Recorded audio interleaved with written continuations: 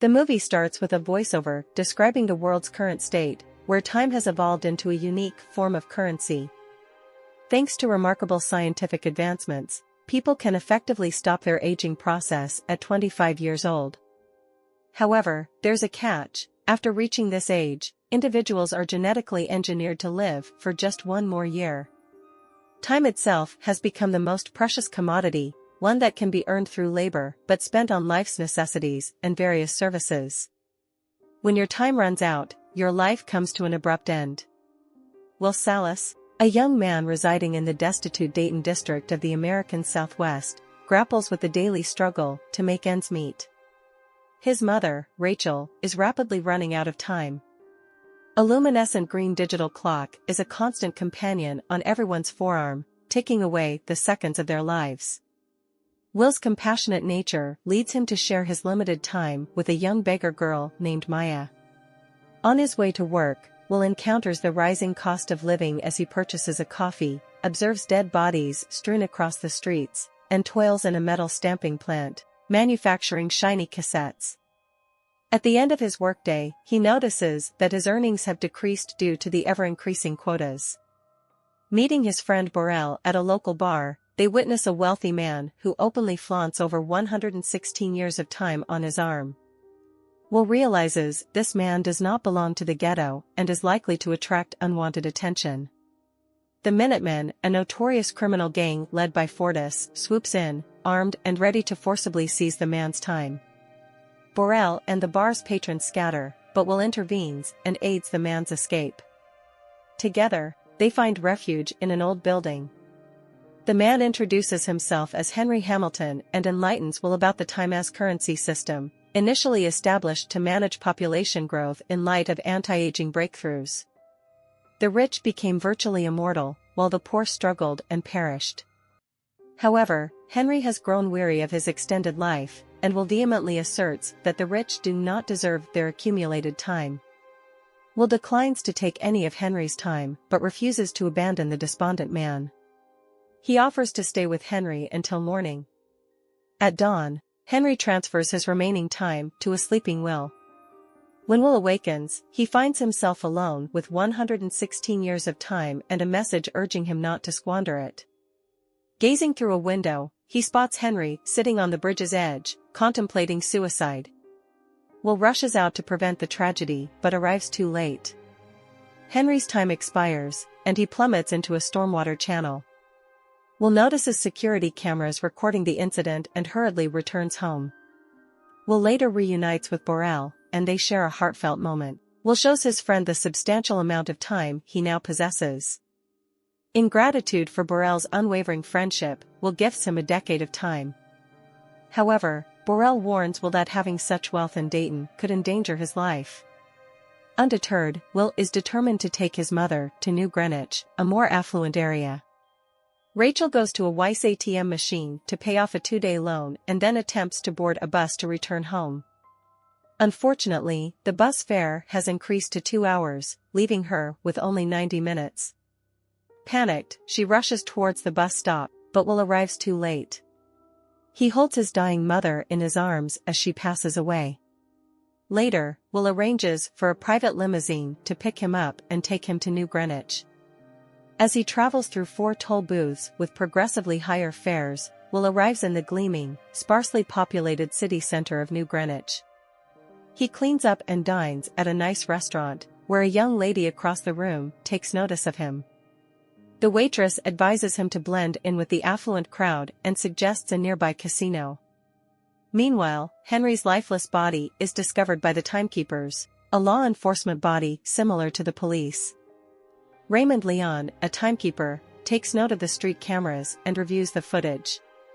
When he expresses surprise upon seeing Will's photo, his colleagues inquire about his connection to the suspect and his criminal record. Raymond clarifies that he doesn't know the current Will Salas, but is familiar with the senior Will Salas. The timekeepers are mobilized to locate Will. At the casino, Will, dressed in a tuxedo, meets Sylvia Weis, arguably the wealthiest person in the world. Engaging in a high-stakes poker game, Will goes all in and emerges victorious, amassing over 1,000 years of time. Philip is impressed, and so is Sylvia, his beautiful but sheltered daughter, whom Will recognizes from the restaurant. Philip invites Will to his mansion for another gathering, and partly to see Sylvia again, Will accepts the invitation. Sensing the need to be prepared, he acquires a Jaguar E-Type and drives to the Weis mansion on the coast.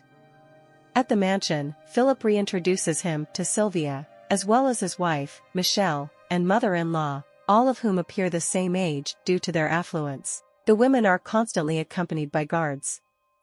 Will persuades Sylvia to break free from her father's restrictions and have fun, which she eagerly agrees to.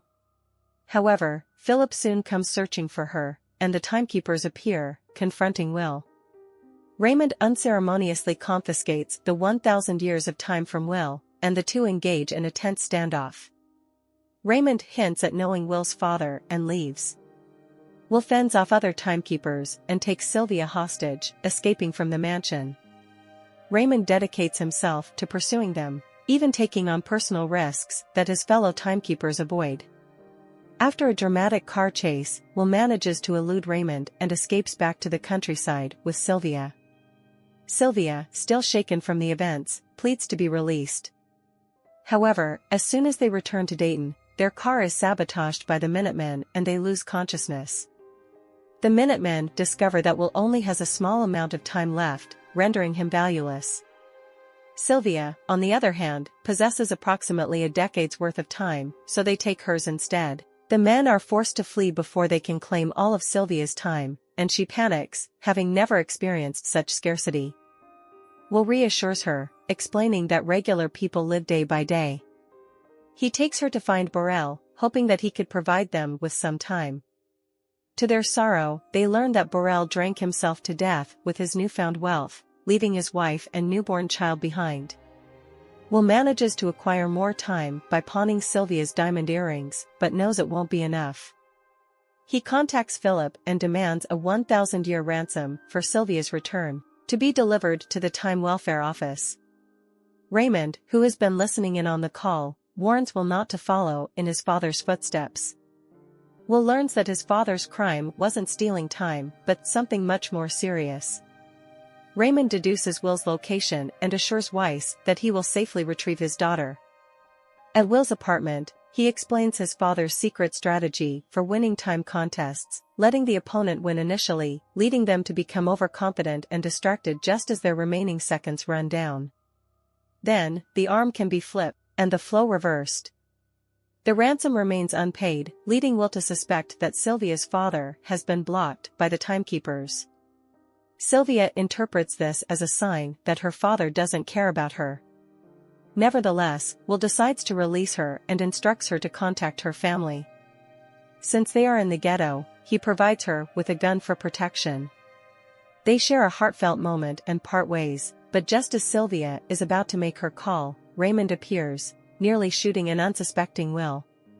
In a panic, Sylvia shoots Raymond instead, and Will corners Raymond, attempting to extract his remaining time.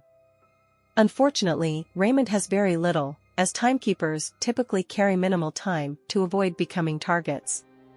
Recognizing that Will plans to take Raymond's car, he transfers 4 hours of his own time to him before Will commandeers the black Challenger car and leaves Raymond behind in the ghetto. Sylvia realizes that driving a police car would inevitably attract attention, so they resort to robbing another limousine and its passenger, a woman dressed provocatively. They discover that they have been placed on a wanted poster, with a reward of 10 years for anyone who helps in their arrest. Philip studies a large map of the world, with colored lights and numbers, and assures his business partners that his daughter won't disrupt the existing economic system. Raymond, who managed to escape the ghetto while enduring verbal harassment, meets with Philip. Weis tries to bribe Raymond into rescuing his daughter, but Raymond informs him that Sylvia's actions have led to a warrant for her arrest as well. If Philip attempts to interfere and save his daughter, Raymond will have him arrested too.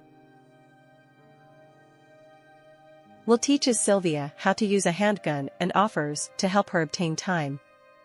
The two of them drive an armored car through a Weis bank window, gathering numerous time cassettes. They invite bystanders to grab what they can as well. The massive status board displays the stark imbalance in time distribution, endearing them to the people in the ghetto. Weiss watches a news report on the robbery as his wife chastises him for stifling their family. At a seedy hotel, they rent the entire building to ensure privacy. Fortas and his gang intimidate civilians into revealing where they last saw the two runaways.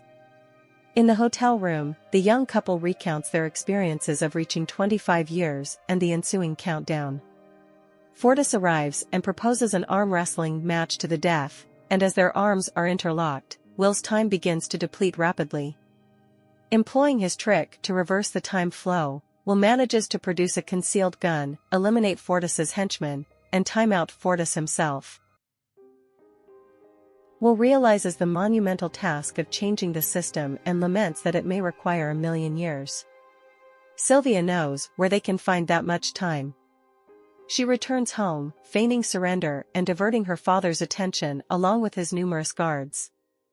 This distraction enables Will to approach Philip under duress, and the two captives force Weiss to take them to his office. There, they open a vast vault containing a single cassette with 1,000,000 years of time.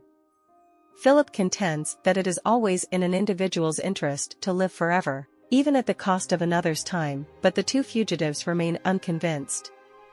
After locking Philip in his office, they return to Dayton. While keeping the timekeepers distracted, they secretly pass the 1,000,000-year cassette to Maya, the young girl they met earlier. Raymond relentlessly pursues Will and Sylvia to a remote area as they run towards Livingstone, the neighboring town. Just as they all run out of time, Will notices a police car in the distance and races to it. He manages to transfer the timekeeper's per diem from the center console device to himself and then hurries back to Sylvia, barely in time to transfer some time and save her life. The two of them now have just enough time for a single day. The Datons cease working and march toward New Greenwich. Observing the news, the timekeepers conclude that their job is finished. With a bounty of 100 years on their heads, Will and Sylvia pull up in front of a prominent institution, guns drawn, ready to carry out their most significant heist yet. Thank you for watching, but before you leave, tell us on the comment section your views on what you think would happen if time was to become the currency of our modern society.